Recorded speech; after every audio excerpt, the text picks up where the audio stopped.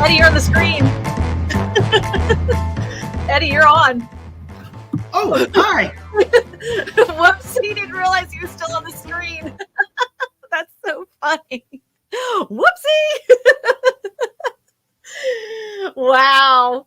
Everybody now knows what Eddie looks like. That's the producer, if you don't know. Eddie's the producer. So some headlines have come out, and it's kind of like, what do you read? What do you read these days?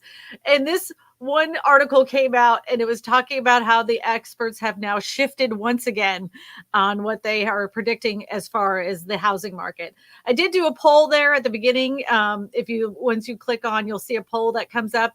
And if you think the housing market's going to crash in 2024, hopefully we'll get to that a little bit later. But I want to remind people to go ahead and cast your vote on what you think.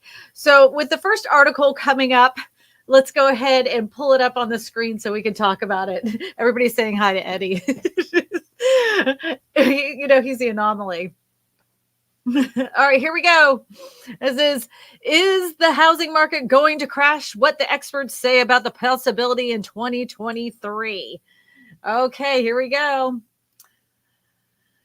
There is little debate that the housing market is cooling down after values rose at a frenzied pace during the pandemic. For the first time in 131 months, home prices fell year over year in February, ending the longest price growth streak. The median existing price in April slipped 1.7% from a year ago to $388,800. Let me just hold on one second. The median price is $388,000. There's a good portion of the United States, for when it comes to affordability, that cannot afford the median price home. $388,000. That is so high. Meanwhile, elevated mortgage rates have doubled since last year, is constraining home buyers' purchasing power. Instability in the banking sector and headlines of layoffs are growing. Recession risks are also causing prospective home buyers to hold back. So does this mean a housing crash is on the horizon? Here's what the experts don't believe that will be the case. Here's the reason why. Despite uncertain economic and housing right now, there is a little to suggest the housing market is poised for a crash. For a plunge in home prices like we saw in 2008, we would need demand to pull back dramatically and a significant increase of supply. Okay, here we go. Scroll down, Papa. I can't scroll. You scroll. All right. While housing prices have dropped slightly year after year, February, a lack of inventory and a strong jobs market have contributed to stubbornly high home prices despite higher mortgage rates. I will say this. I don't know if you were watching the stock market on Friday, but it had a rally because of the jobs report. Once again, jobs rose. The jobs report, we're still seeing an increase. Go ahead and scroll down to the next paragraph, Eddie. Hey, Jeremy Knight, I saw you in the chat there. The housing market cannot compare to last year's intense spring home buying market. However, there's a strong demand for housing. In the last month, 1/3 of homes sold above list price, and typical home received 3 offers. Properties typically remain on the market for 22 days in April. 22 days. The average used to be 45 days, by the way, before the pandemic, down from 29 days in March, but up from 17 days in April of 2022. 73% of homes sold in April were on the market for less than a month. 73%. 73% of the homes were on the market for less than a month. Oh, see, if we didn't have what happened back during the pandemic, people would be like, this is the craziest seller's market. But because of what happened during the pandemic, these numbers mean nothing to most people. Inventory in the first quarter averaged 1,630,000 listings any given time, down from 40%.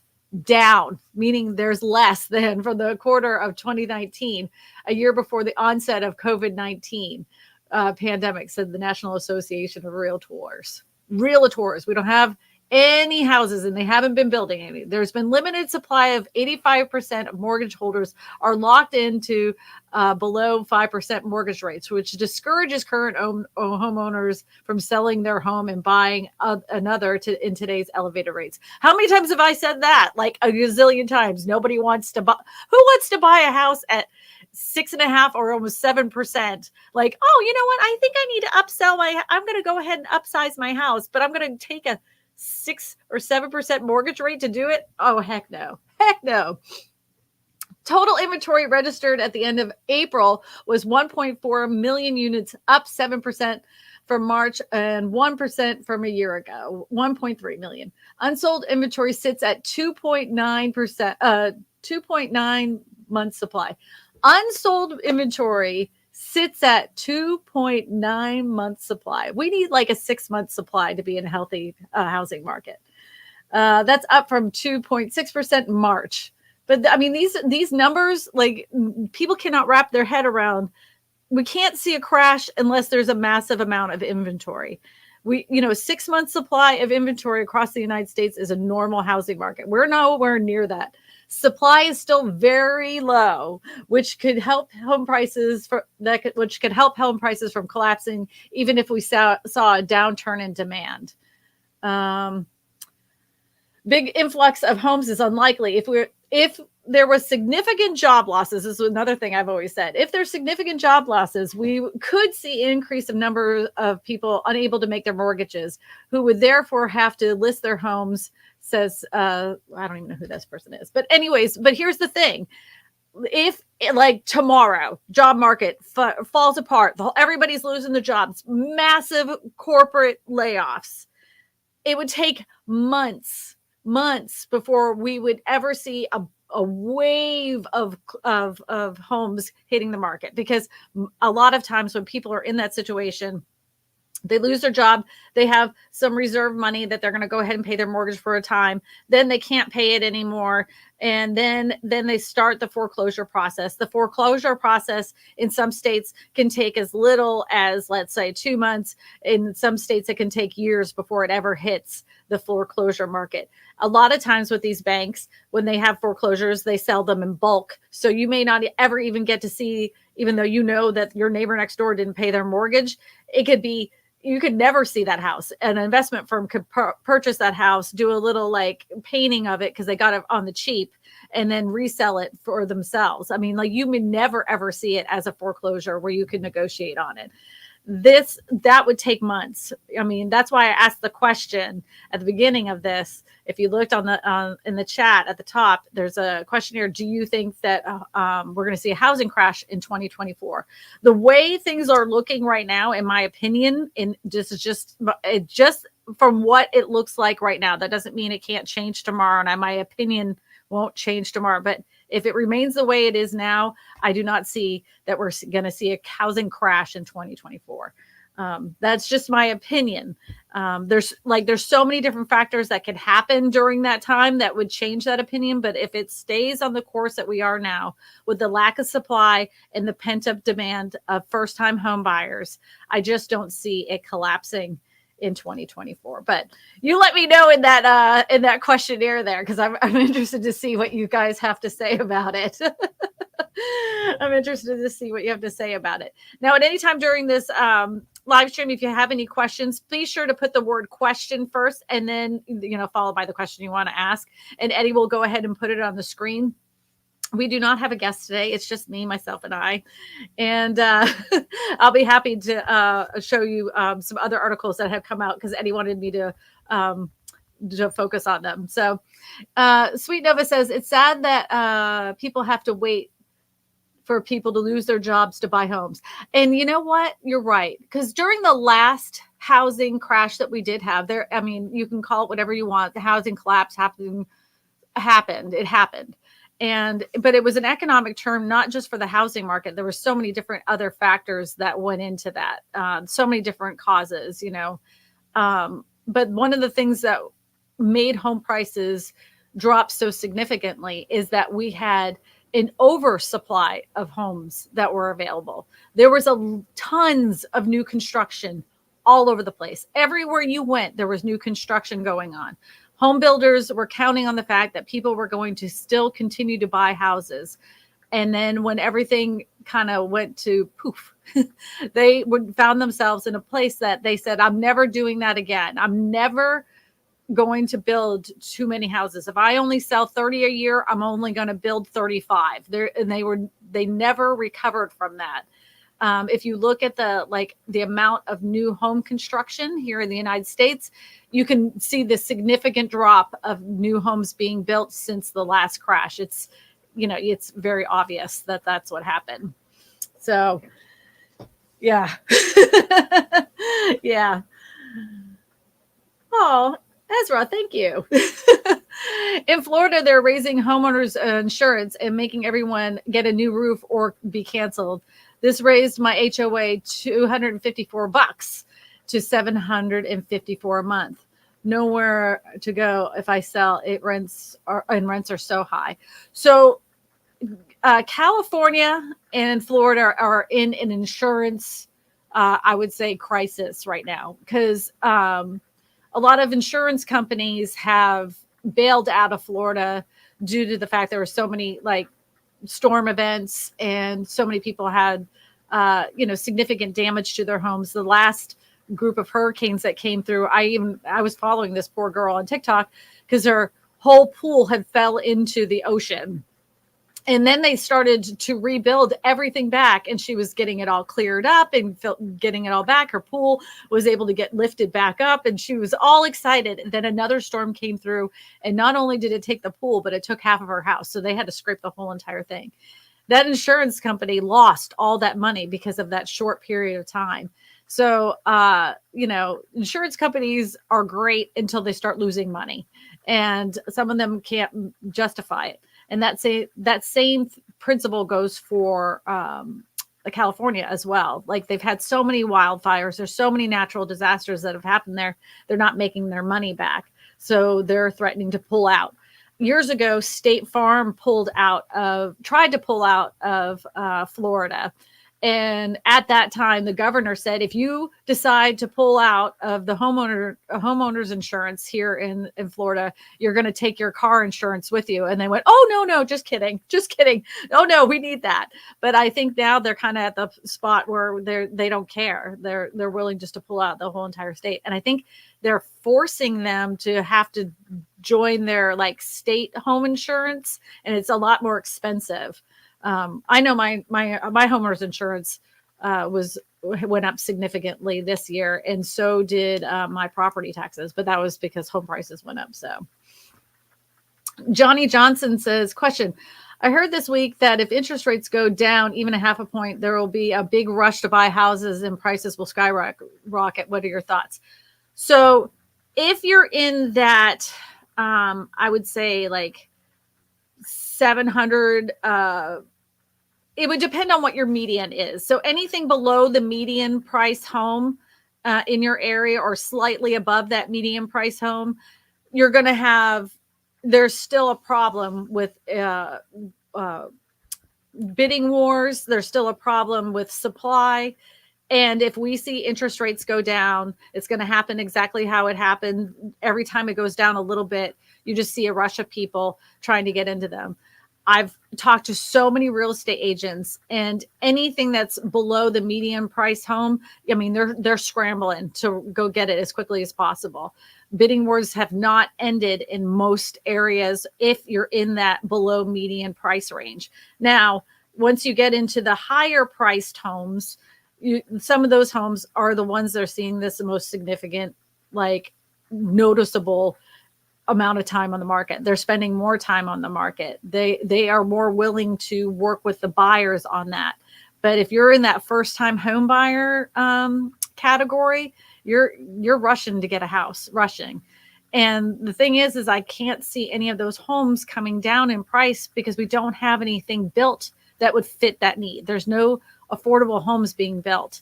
A couple of weeks ago, I did a video. I did a live stream talking about home builders were seeing the writing on the wall, and they knew that there was this pent up demand from first time home buyers looking to get in there. And they were talking about restructuring their floor plans to fit smaller houses with smaller lots.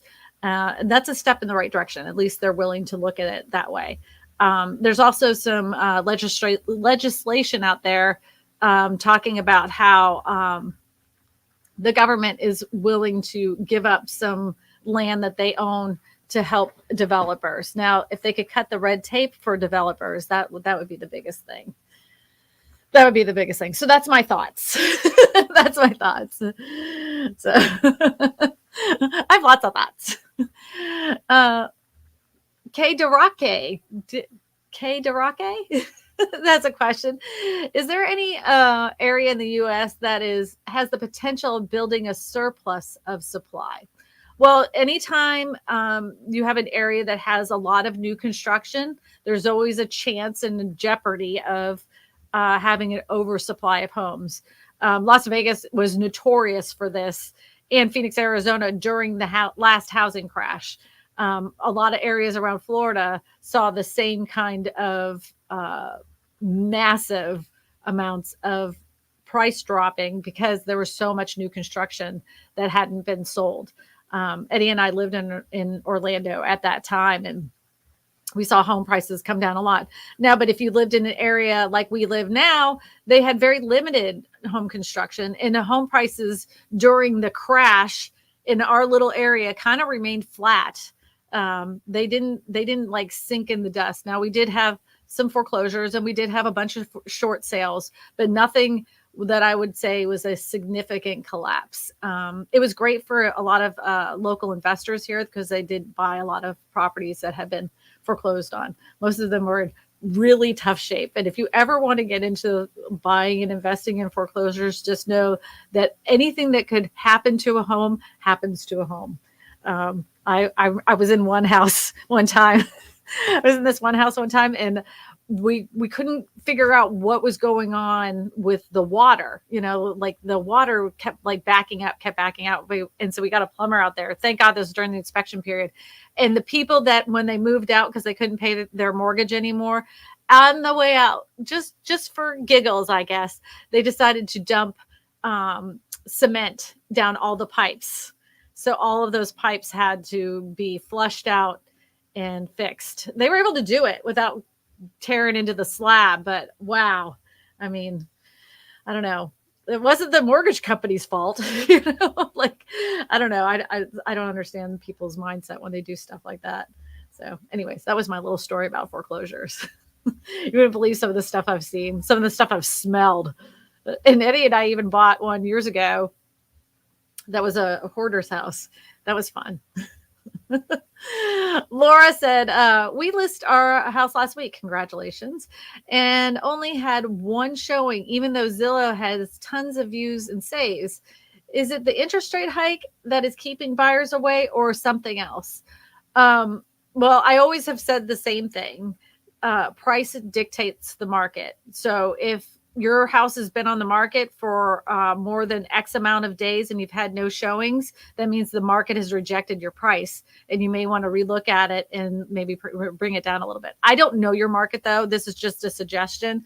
And this is something that I say to every single seller, that if they've had their house on the market for more, I always say a week. If you've had it on for a week and you've not gotten one phone call or request for showing, the market rejected your price and you need to come down and meet in the middle somewhere.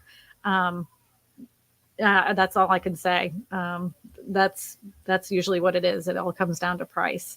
And you may want to even look at your market as a whole and see how many houses have been on the market in that area, and then try to get your real estate agent to reach out to other agents that are in that same price and see if they've gotten a lot more showings. See if that's something that's been happening, and maybe it's your price is not, your price point isn't just getting a lot of showings. It could be that. Jay Moore said Florida was full, but here many are getting out. Are they getting out because of the price of insurance or the storms? Why are they leaving? That's an interesting question. If you guys hear music and splashing, I have neighbors on each side of this house. One of them has a pool here and one of them has a pool here, and both of them are having pool parties. So if you hear some thumping music and splashing, it's not me. It's my neighbors. All right. Kevin says Orlando, Florida market is not crashing anytime soon. Yeah, I know. Because you guys have like, there's a lot of business out in Disney. The 2008 crash in Orlando was significant. And like I said, there was a lot of lessons learned at that time. I mean, when I was living there, Sanford was a little, town that nobody lived in. Then all of a sudden, all these neighborhoods were popping up all over everywhere. All around Castleberry, they were popping up everywhere.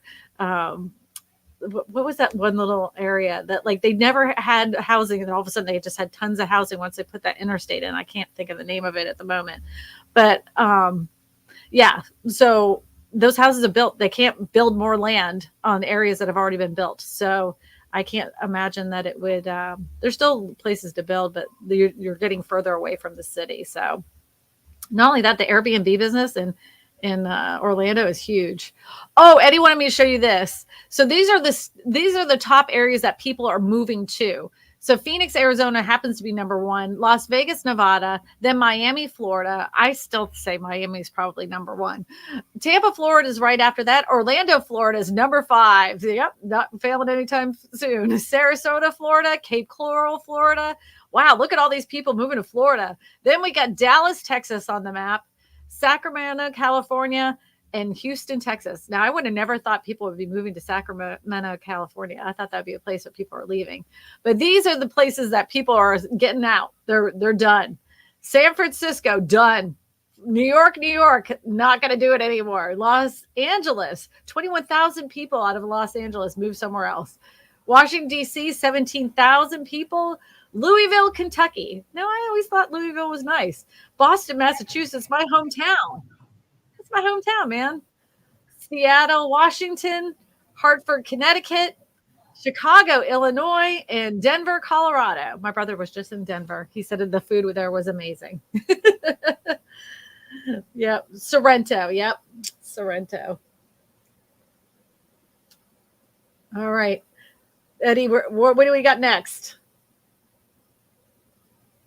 Yeah, there's so many areas that will continue to grow. I still think that Las Vegas has an opportunity to see some price declines. That's my opinion. Living in Gilbert, Arizona says first time buyer segment is competing for minimal inventory. Yep. Arizona is closer to 1 million, are sitting longer. Yeah. So the ones that are in the higher price point, those 1 million. I mean, how many people can buy a house at $1 million? I mean, that's a very small amount. I mean, it blew my mind that when we bought our first house, we bought it for like $135,000, and then we sold it for nearly $250,000. Nearly 250,000, but doesn't $250,000 sound so much better? And speaking of $250,000, I want to thank everybody because we've reached 250,000 subscribers on the YouTube channel here, and it's all from the thanks to you guys, the people that watch every single week and support my channel. Yeah!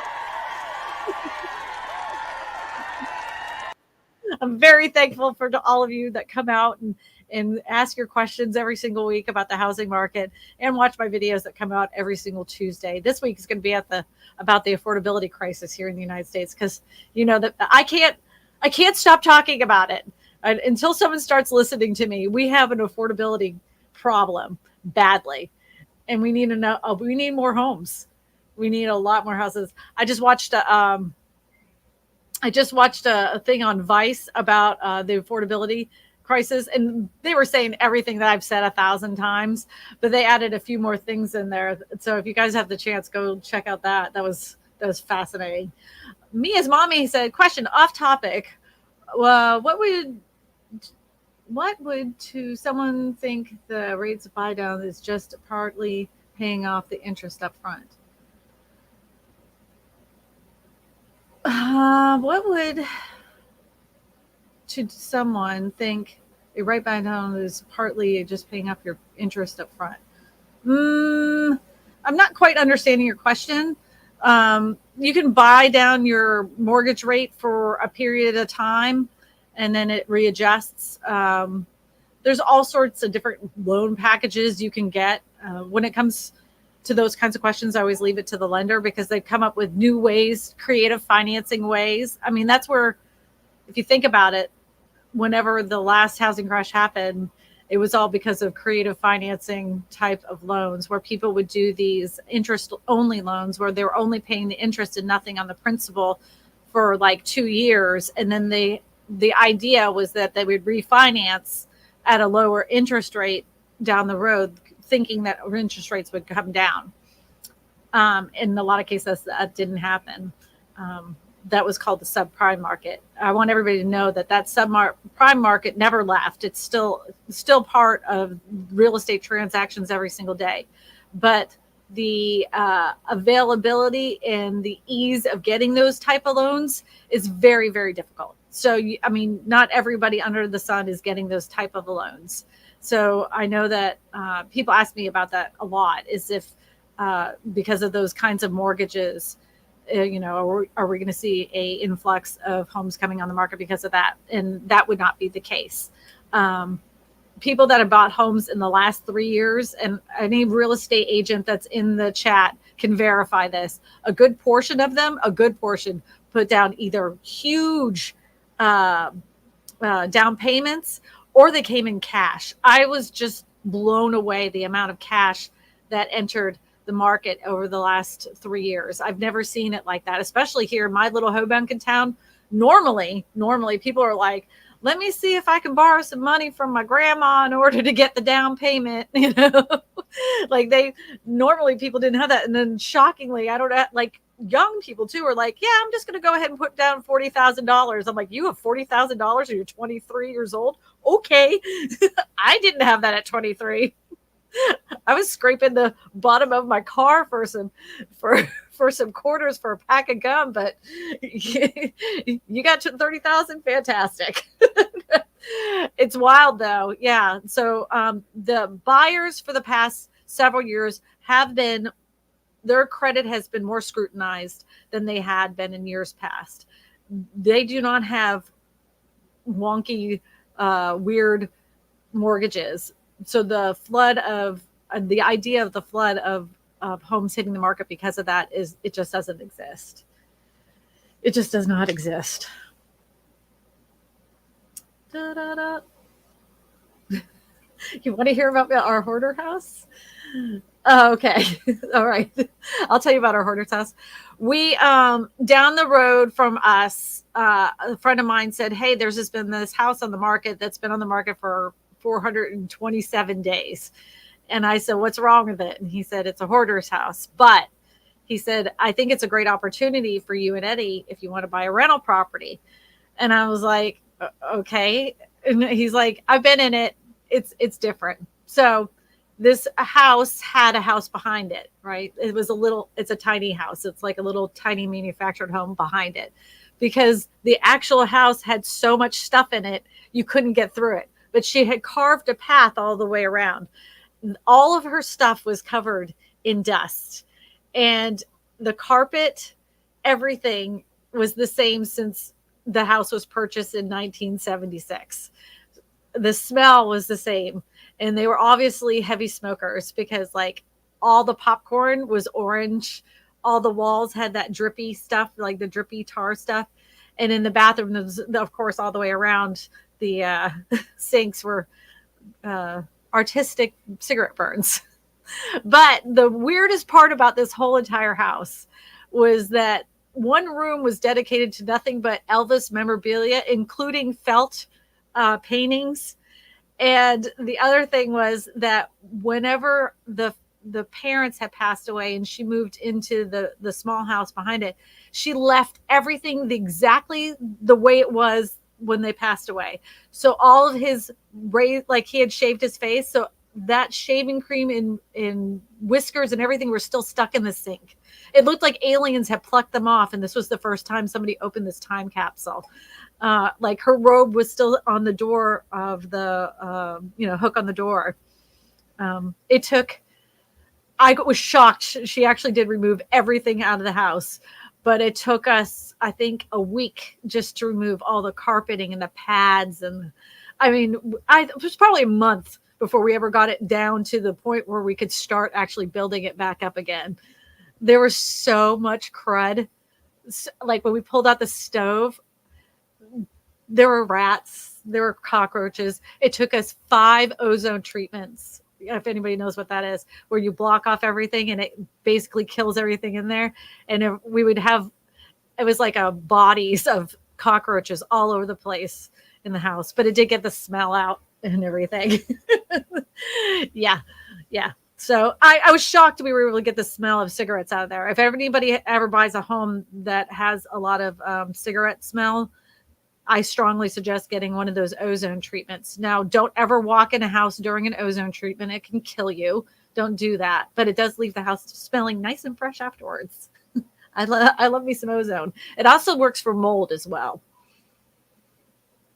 Janie Milton has a question. It says, have you heard about what's happening in Phoenix? The state of Arizona has restricted future home building in Phoenix area due to the lack of groundwater. This is news to me.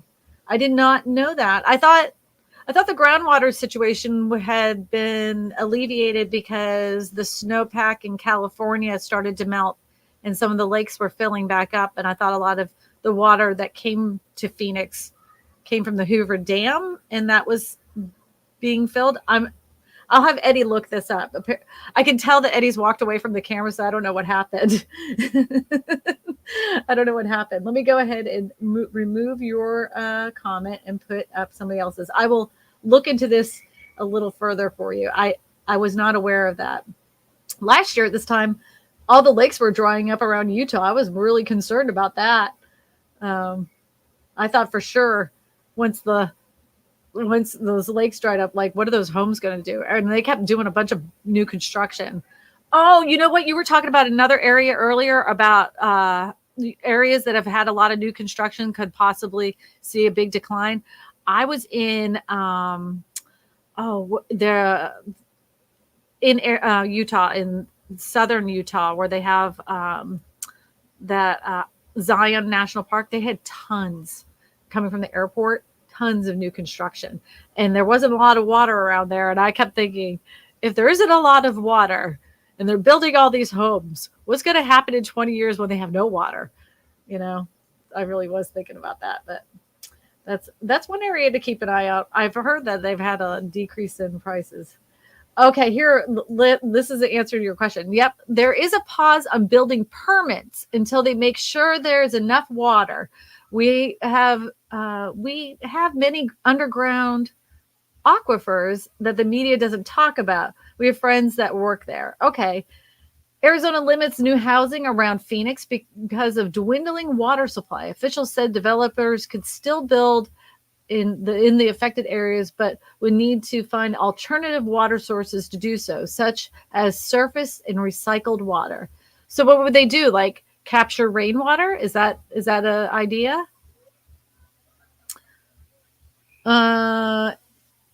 Arizona will not approve housing construction on fast-growing edges of metropolitan Phoenix that rely on groundwater, thanks to years of overuse and multi-decade drought that is sapping the water supply. In a conference Thursday, Governor Katie Hobbs announced restrictions that could affect some of the fastest-growing suburbs in the nation's 5th largest city. Officials said developers could still build in the affected areas, but would need to find alternative water sources to do so, such as surface or recycled water. What was like gray water? Do they like pump off? Like they're not taking like sewage water, are they? Driving the states. Oh, Eddie said enough. No more. Yeah. Governor said there currently 80,000 new home permits can happen, but later permits have to prove there is water for it. Okay, well, that makes sense. At least they're doing something and not just continuing to build. Here in, I'm not naming any names, but in our area, there is like you only can build a neighborhood if they have so much road frontage and the roads are so wide, right? But apparently, if you know the right people, you can have your development just go ahead and be approved without any of those things. That happened right around the corner from my house. And the residents around there are not happy because they have drainage problems and all sorts of stuff. And the road isn't meant to have a neighborhood of cars coming in and out of there. The road isn't even nearly wide enough, but they did it. It's amazing. There's no corruption in government. I swear there's no corruption in government, right? Chris K says, question, what about manufactured homes with acreage? How to price it?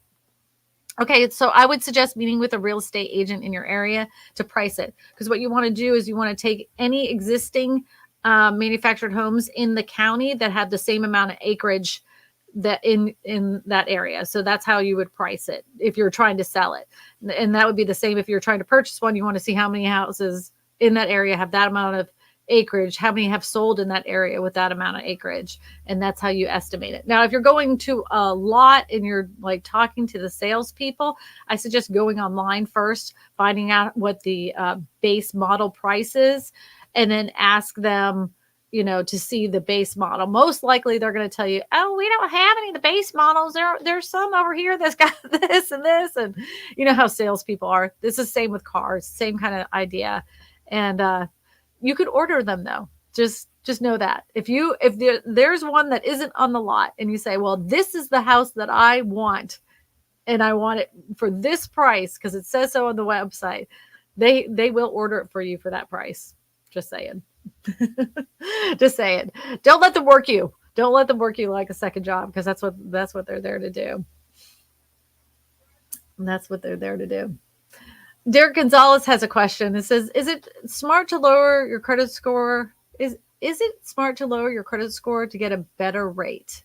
That would depend on what your lender says. So everybody's financial situation is going to be completely different. And so you're going to want to meet with your lender about it. Now, there's been some new policies that have come out through Joe Biden that basically said if you had better credit, you wouldn't get as much you would actually be paying more because you had better credit to help people that had lower credit. They were trying to basically, pay the people that have been doing the right thing to help the people that were doing the wrong thing with their credit. So again, meet with your lender, find out what you need for your specific situation because everybody's situation is going to be different. I can't give you a yes or no answer. I can't say, yes, if you do this, this is actually what's going to happen because it's going to depend on your financial situation. Good question, though. I forgot to mention Jabad about that. Kristina, you're not a Smallhorn. You're the biggest and best. Yes, I am. Nobody noticed I changed my color. I'm a blonde now. Look at that. Look at me. I'm very excited about my new hair. Artistic cigarette burns. Well, I mean, I'm trying to make it sound better than what it was. Yes, they were artistic cigarette burns. They did line up perfectly around the edge of the sink. They were one of those culturized marble.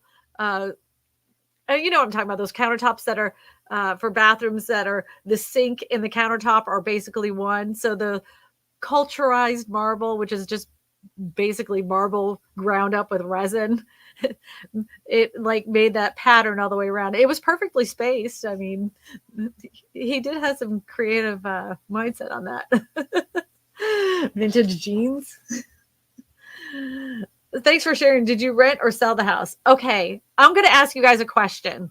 So I got in a little bit of a, what my dad would call it, excuse my French, a pissing match with somebody on TikTok because they said all home investors, every single one of them, if you have a property that you own and you rent it out, you're part of the problem for affordability in the United States. I maintain that corporate investors are the big problem. Those little investors that own a couple houses are not the problem. I had this house. It was for sale for 475 days or something like that. Nobody wanted it. I bought it for $135,000. We put about $80,000 into fixing it back up, new roof, everything. And then we rented out both of those houses. According to this guy, he said, I should sell it because, people need homes and I did the wrong thing. If I was to sell that house today, what I think it would be worth, like, I forgot, like 240, 250 right now. Even probably more than that, because they rezoned that area as mixed use. It was residential. Now it's mixed use because they extended and widened the road. So now people could buy that and turn it into a commercial property.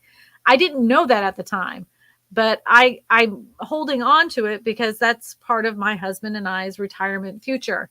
I don't believe I am an unethical, bad investor and that I'm causing the problem for the affordability crisis. I don't think any small investor that owns a couple houses are, but I could be wrong. You let me know in the comments. Do you think this is a wrong of me? Am I causing the problem? Am I the problem? Is it me? I don't know. I don't think I disagree with him on that. Not only that, I've kept rent. Eddie and I have kept the rent actually below market rent.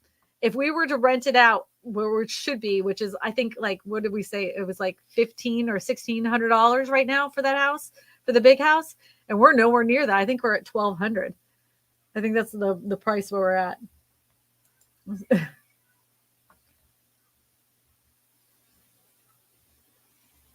All right, here we go. Eddie got another question to put up on the screen. Here we are. Azia says, when do you think interest rates will go back to down? 2025, trying to buy an investment property. So every time the Fed puts the rates up, generally, in most cases, in a lot of cases, the interest rates are not reflective in the same way. For a period of time, interest rates for homes were, hovering around 6%. I think by the end of this year, if good things go right, we should be back in the fives-ish, but that all could be dependent on so many things. There's so many different factors. The Fed determines what happens because the bond market reacts. When the bond market reacts, that's when we see what happens with interest rates on mortgages. It's not the same. So every time that the Fed raises the rates, that doesn't mean that interest rates on mortgages go up. Sometimes they actually go down. So we'll see. It's a free market. Anyone can own anything. It's nobody's business what you do, in my opinion. Thank you, Brian. Thank you, Brian. TikTok is like the Mickey Mouse Club run by kid-like people. I mean, there's good content creators there. And I actually respect the guy because he does have a lot of good points when it comes to affordable housing. It just so happens that I don't believe, in my opinion, and I research this and talk about this all the time, the mom and pop family that's owning 5 little houses in their area to rent out isn't the issue. It's the corporate investor that's owning 40 to 60 in one neighborhood. That's an issue. Or they're building a whole entire neighborhood that's build to rent. That's a problem. I don't think going after, mom and dad trying to soften their retirement plan is the issue. Kristina's haters obviously have zero class consciousness. That's the problem. The corporations thrive on when we're finger pointing. That is true. Eddie, cut that off before I finish reading it. Finger pointing over crumbs. The amount of small investors own is around error anyway. Yeah, small investors don't own that much. I mean, like, honestly, the mom and pop investors aren't not doing that much. And I'm going to give you another example about mom and pop investors. So a lot of manufactured home parks here in the United States were owned by mom and pop investors. And those people that lived in the parks would see a rate increase on their rent, maybe $10 a year, $10 a year. Institutional investors come in, they buy the whole entire park from mom and dad. Mom and pop invest, like, they go ahead and move in. And they raise those rates 20% when they come in. They're like, we're so glad to help you with your dreams of having a better park. then they start charging for water, which was never charged before. Then they start charging them for trash pickup, which was never charged before. Then they start charging them for all sorts of different fees. And these people that were paying like maybe $500 a month for their lot rent are now paying $800 in lot rent. And that may not seem like that much to you or to many people, $300 a month. But you got to remember, a lot of people that live in manufactured home parks are on fixed incomes. And the people that invest, those big investors, they do not care. They do not care. If you are evicted and you have no place to live, that is not, they do not care. They're like, whatever, somebody else will come in and buy it, because they know that the cost of living in that area is so much, and that there is other people in line to go ahead and buy up that manufactured home and start renting it out, because it's cheaper than renting an apartment in the area. So they have little empathy towards the people that actually live there. They don't care. Glad to be free again. You're probably maintaining affordable rentals. Don't feel guilty. It's just a blip in our economy. Professional investors, corporations, REITs are part of the casino, like the real estate problem. Yeah. It's a true real estate problem. You're right. No, you're not the problem. I'm so glad that my people are making me feel better, because I had some guilt sleep. I couldn't sleep one night. No, you're not the problem. REITs and big business buyers are the problem. I agree. I would prefer to rent from a local owner than a corporate investor any day. And you know what? There's some truth to that too. And I'm going to tell you why. A lot of these big REITs and corporate investors, they have no vested interest to maintain the properties. So when you get into some of these houses, even if they're brand new, you get into this brand new house and you're like, oh yeah, I love it. And then a couple years down the road, things maintenance wise happen to any house. It doesn't matter if it's brand new or not. And so some trim starts coming off, and you contact them to come out there and fix it. And they're like, well, it's not a defect in the house that's causing any problems. So they won't come out. And then if you have a problem like a plumbing issue, you can't just call any plumber or they won't cover the cost. You have to call their, maintenance office. And if the maintenance office doesn't get to you over the weekend, well, too bad. I mean, what else are you going to do? So then you're stuck with, like plumbing that doesn't work. So sometimes in many cases, people are like, well, I have no choice. I have to flush the toilets. I have kids. And so they'll call a plumber and use their own money just so they can use their own house, because those big corporate investors that don't have the right maintenance companies coming out there and fixing the problem, especially like on weekends and holidays, stinks. Totally stinks. The rent here in the United States, people said at the end of last year, we were going to see rent prices coming down because the single family home builders were building more multifamily and apartment buildings across the United States, and that those homes should start hitting the market at this time. Well, that didn't happen. I mean, sure, there's more apartment buildings opening up and there are more multifamily units being built, but it's not alleviating the rent problem that we have.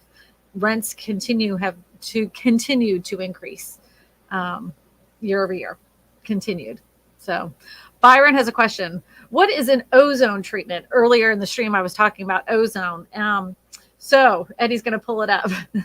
Ozone shock treatment is a process of removing unwanted odor, killing mold, vermin, and microorganisms in commercial and residential buildings. The treatment is less expensive than alternative methods of sterilizing indoor spaces, cleaning and removing building material in extreme cases of abandonment of sick buildings. So in our case, what they did was they came around and they sealed all the windows, and they put this machine on the intake of the air conditioning. Then they turned the air conditioning unit all the way down. So it was sucking up this ozone stuff, and it smells like when you go in the house, it smells like right after it rains, that smell of ozone, or it's very similar to when it first starts to snow, that smell. That's what the house of the inside smells like after it gets done. But it basically sucks out all the oxygen in the air. There's no oxygen left, and it replaces it with this ozone. So if there's no oxygen in the air, rats, animals, anything that's in the house dies. including mold, and it works, and it does get rid of that cigarette smell. I don't know if it's just me though. I can always still smell it. Just it, even if when it was repainted and everything, I still slightly smelled it. My nose knows everything, though. My mom said, she's like, you could smell an onion a mile away. My nose knows everything. I do like it though. It's great stuff. That ozone. If you ever, it's not that expensive either to do. So if you happen to have a house that has like a strong smell of cigarettes or some pet odor, it will help with that. Now, if you have cats that have sprayed, nothing will take that out.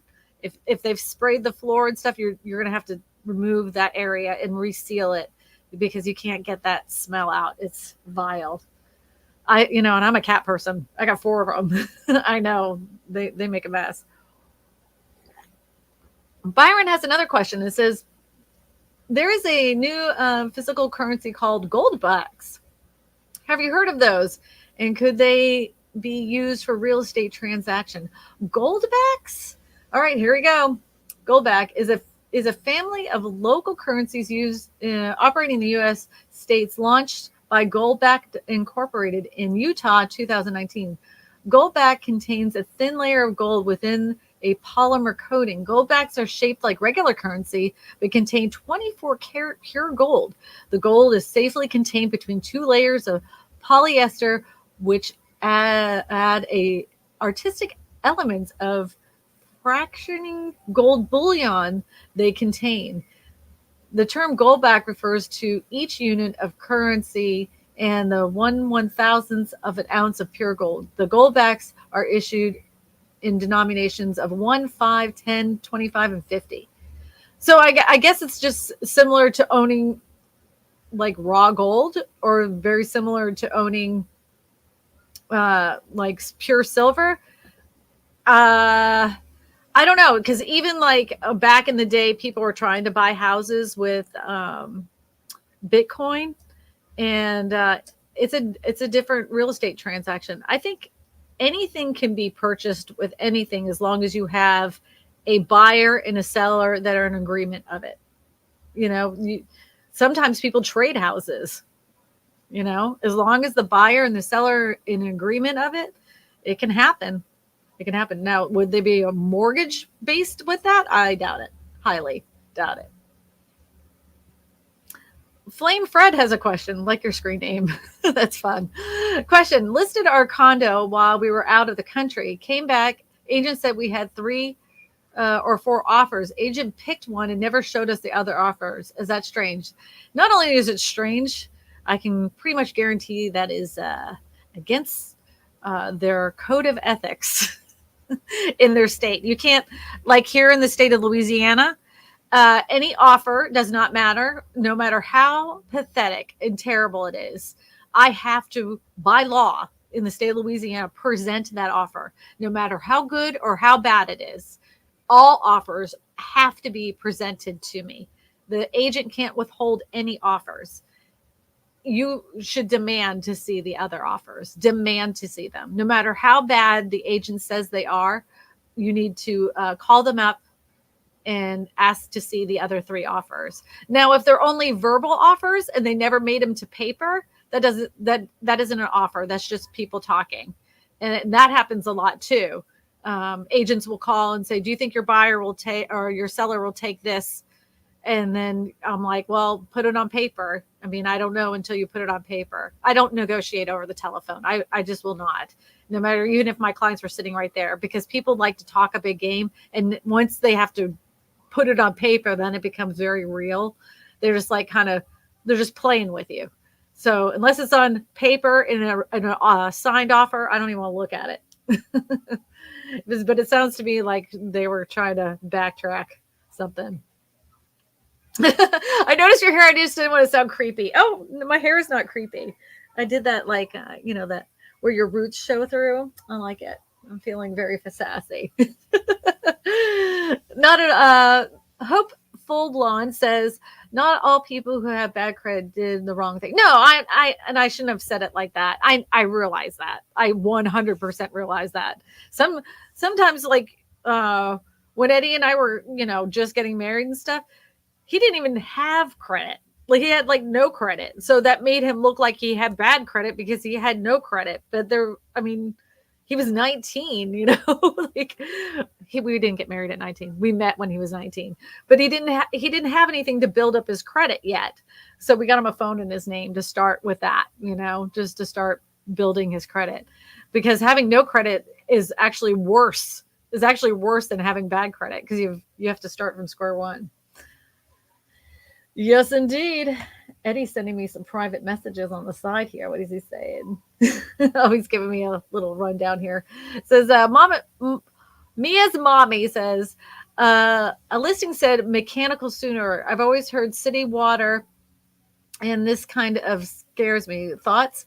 Okay, mechanical sewer here in the state of Louisiana, sometimes it will say a MODAD. It's just a septic system. That's all. Mechanical sewage system. They have a pump, and it takes the waste, the dookie, and puts it in another, and mechanically moves it into another area away from the house. That's all that means, mechanical sewer. It can mean septic tank. It can mean a MODAD. There's all sorts of names. They just happen to call it that. But I wouldn't, if it's just a septic system. Just think of it that way. They just gave it a more fancy name. They try to rebrand it instead of septic. They're like, it's a mechanical sewer. It's a mechanical system. Everybody's trying to rebrand things so they don't sound as scary as they used to.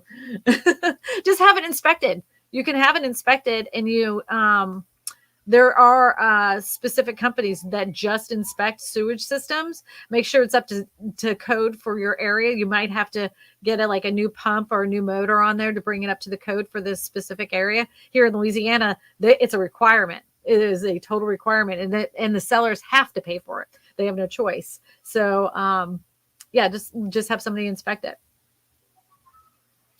Oh, Ray says ozone machines are dangerous. Have to clear out all life before you run them. Yes, exactly.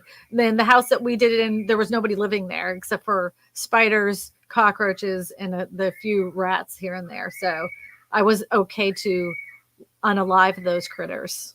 I mean, that wasn't very, I don't know, friendly of me, but I needed them to move out. I warned them several times. Every time I'm like, today's the day. I've asked you to move out, and I'm going to set up this machine now. This is your last chance. I let them know, but they didn't listen.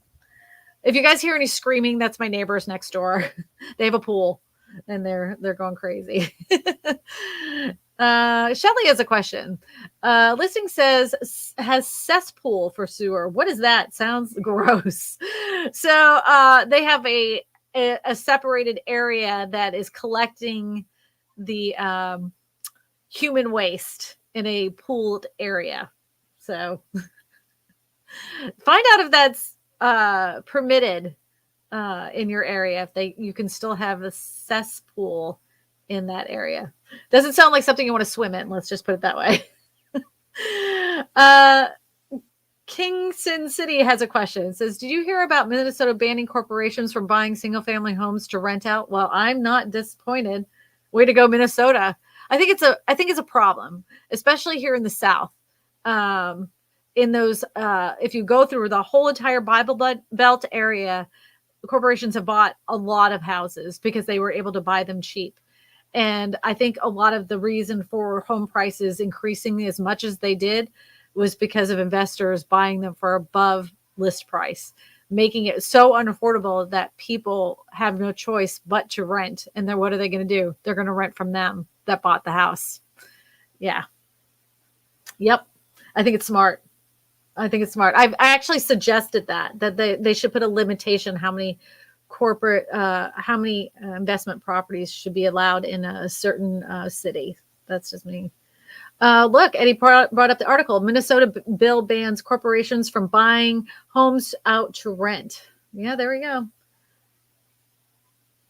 I wonder if the only thing I would make me kind of like leery of this is if like you have a house and your mom and dad passed away and you want to go ahead and rent it out because you don't want to sell it yet. Would that ban be on you? I would have to see the whole entire bill. Eddie, you took it off the screen before I got a chance to read that section. Outhouses are legal. Eddie's fast. Eddie's got to put that article back up. Okay. The bill is making its way through the democratically controlled Minnesota legislature would ban corporations from buying single family homes for the purpose of renting them out. The ban, authored by Representative whatever, would also apply to real estate developers and real estate building contractors. The proposal comes as Minnesota families struggle to find affordable housing in the Twin Cities and metro areas across the state. I don't think it's a bad idea because it looks, from just by reading this very short blurb, they're mostly going after developers that are trying to build to rent homes. Instead of building homes that people could purchase, they're building build to rent just for specifically renting them out to people instead of giving them a place that they can afford to live, which stinks. Because I don't know if you guys know this, there's a good portion of the United States that have really good paying jobs. They have really good credit. They just can't find an affordable place to live. And that's wrong, in my opinion. Eddie keeps going up with these comments so fast, man. What's up? What's up, Eddie? I don't even get a chance to read him, dude. Eddie must have had too much caffeine today. Mama Moonshine says, a lot of laughs. I thought the screaming was from my neighbor's kids. No, it's them next. I have two pools. I've mentioned this earlier. There's a pool right next door this way, and then there's a pool this way. And if you hear thumping, this one's playing music, and it's been playing music for 2 days. I've been trying to record a video for 3 days, and I'm using this as an excuse because I'm not procrastinating, not one bit. But I can't because the music's so loud. I can't do it. I need to get a video out, though. I need to film it. All right, Eddie's going to pull something up on the screen any moment now. Aren't you, Eduardo?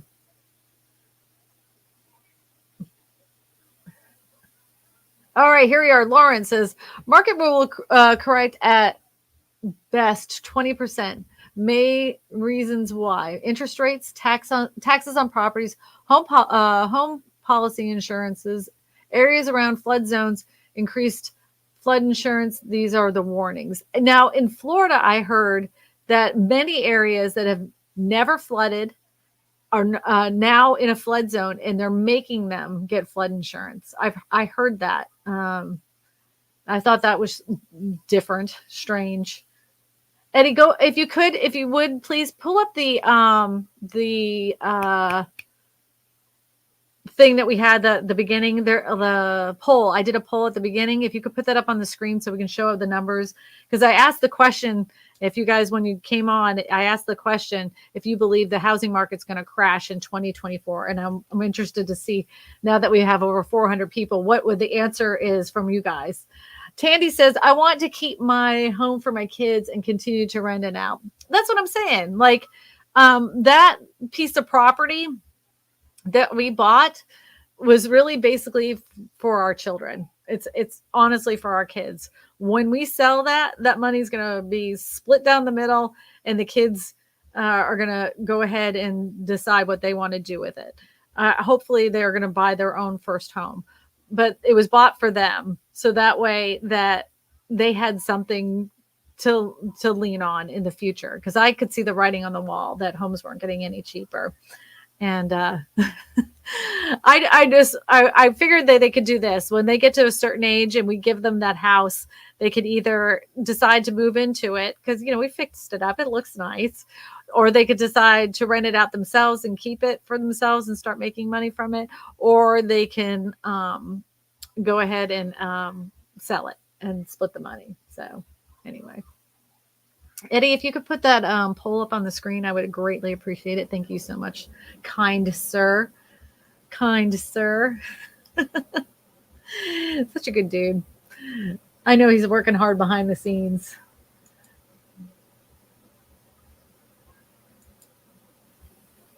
All right. I guess he's having trouble getting it up on the screen. Question. I've been looking for a home in North Detroit between 400 and 500,000 for 2 years now. They're still buying wars with nice homes, still going within a few days over asking. And that is like, that is what people don't understand. You read some of the headlines, because I saw one that said home prices fell for the first time, and they fell by like 1.7%, and this means that there's a housing crash. But what they're not showing is that the areas that are seeing the biggest price drops are the ones that are causing that 1.7%. For the majority of the United States, a good portion of them, it's not like that at all.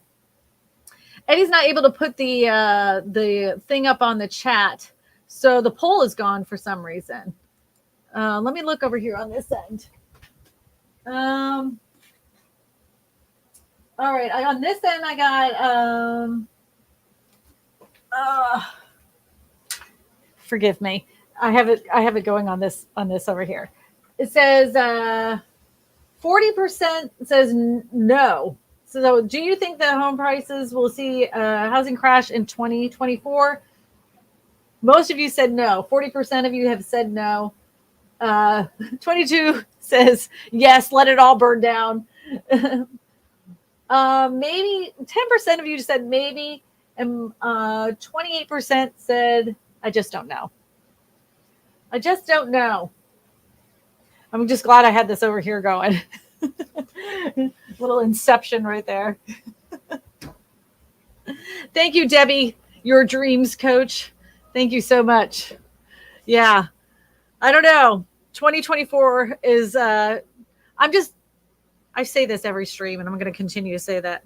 I am so tired of living in unprecedented times. I'm ready for a really, really boring real estate market where, where sellers are willing to negotiate with buyers, and buyers are willing to negotiate with sellers. And, there's some good opportunities for people that are buying their first time home. And, there's plenty of inventory for people to pick out the house they really want to live in, and they don't have to settle for something. That's what I look forward to. I want a 6-month supply of houses on the market. That would be nice.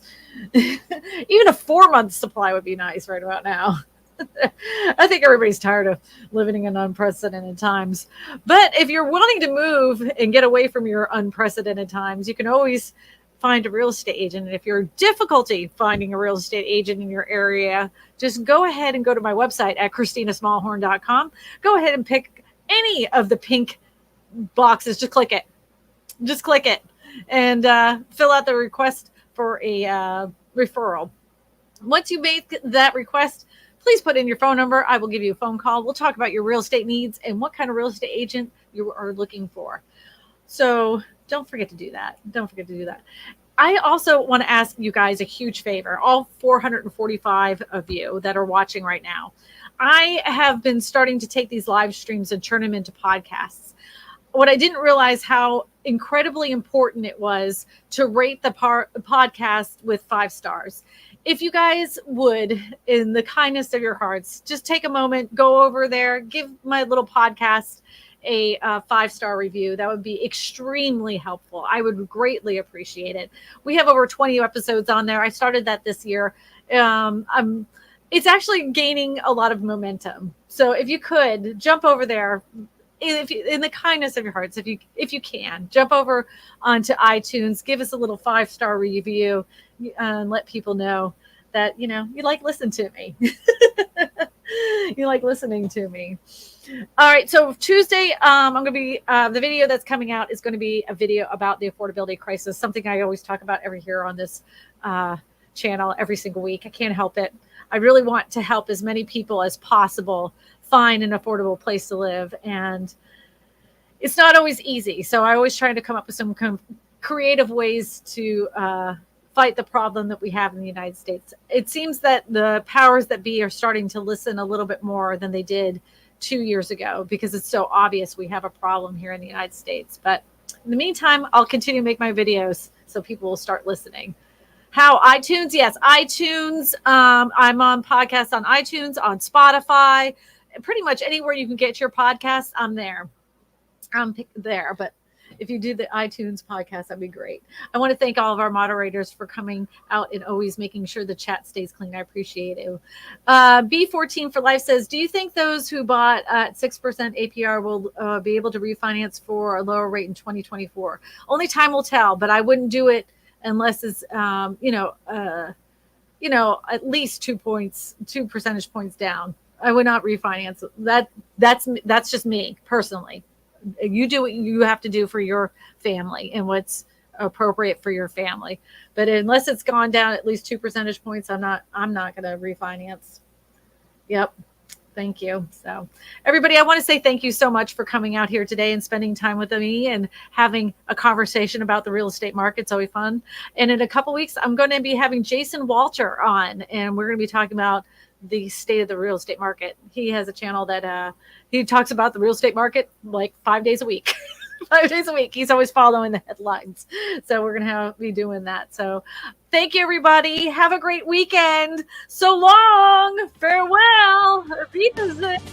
Goodbye. Hey, don't touch strangers. Look both ways before crossing. Never look up when it's raining. Don't swim in cesspools. Never swim in a cesspool. It does not sound like fun. Man, that music's loud.